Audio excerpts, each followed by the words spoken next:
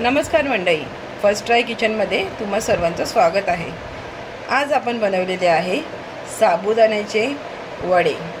इथे ना साबुदाणा मी भिजवलेला वगैरे नाही आहे। हे वडे ना हे बघा तितकेच क्रिस्पी होतात, तुम्ही आवाज ऐकू शकता त्या वड्यांचा, आणि आतून तेवढे सॉफ्ट होतात हे बघा। आणि तुम्हाला ह्याची रेसिपी दाखवतो। चला आता झटपट साबुदाणा वडा बनवायच्या रेसिपीला सुरुवात करूया। इथे मी ना पाव किलो साबुदाणा घेतलेला आहे आणि स्लोवर ना इथे मी भाजायला ठेवलं आहे। तर हे ना असे 2 मिनिटं फक्त भाजून घ्यायचे, थंड करायचे आणि मिक्सरला वाटायचे। तर ना साबुदाणा जस्ट 2 मिनिटं भाजून झाले आणि तुम्ही बघू शकता एक असं ना थोडंसं ट्रान्सपरंट झालेले आहे साबुदाणे। तर या मोमेंटला ना गॅस बंद करायचा आणि ते थंड करून मिक्सरला लावून घेऊया। साबुदाणा इथे ना आता थंड झालेले आहे, ते मिक्सरला आपण ना आता बारीक वाटून घेऊया। आता इथे मी 1 वाटी शेंगदाणे घेतले आणि ते भाजून घेतलेले आहेत। इथे 2 हिरव्या मिरच्या घेतल्या आहेत आणि 1 चमचा जिरा घेतलेला आहे। आता हे पण आपण भरकट वाटून घेऊया। आता इथे ना साबुदाणे ना बारीक वाटून झालेले आहे, त्याची फाईन पावडर बनवून घ्यायची आणि त्याच्यामध्ये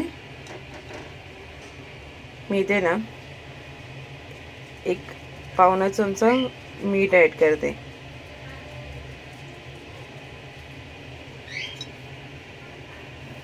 आणि जे शेंगदाणे आणि मिरची जिऱ्याचा कूट हे पण मी ह्याच्यामध्ये ॲड करते।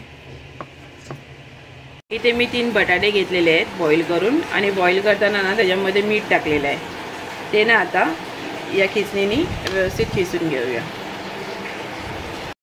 आता बटाटे पण मॅश करून झालेले आहेत। हे साबुदाणे शेंगदाण्याचं कूट वगैरे ना असं पूर्ण मिक्स करून घेऊया। आता बघा हे सर्व मिश्रण एकजीव झालेलं आहे। आता हे ना आपण असे छोटे गोळे करून प्रॉपर प्रेस करायचं आणि याचे वडे बनवून घेऊया।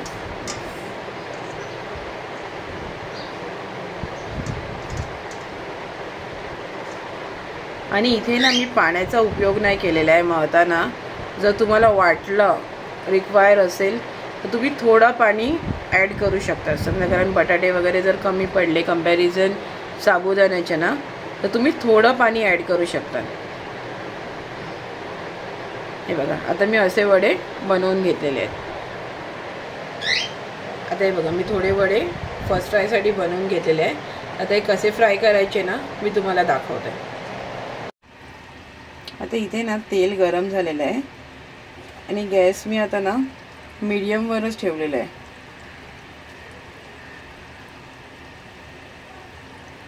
आता आपण असे एक एक करून वडे याच्यात टाकूया आणि गॅस शक्यतो ना मीडियमवरच ठेवा, कारण आतून प्रॉपर ते शिजले पाहिजे।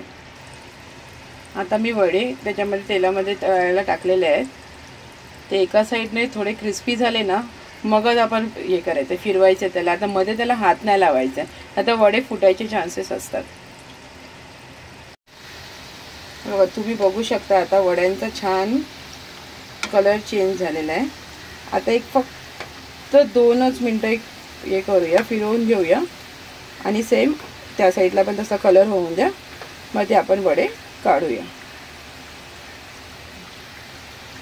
हे बघा तुम्ही बघू शकता किती छान गोल्डन ब्राऊन आता एक कलर येतोय आणि तुम्ही आवाजावरनं बघू शकता किती मस्तपैकी क्रिस्पीनेस वरूनच कळते।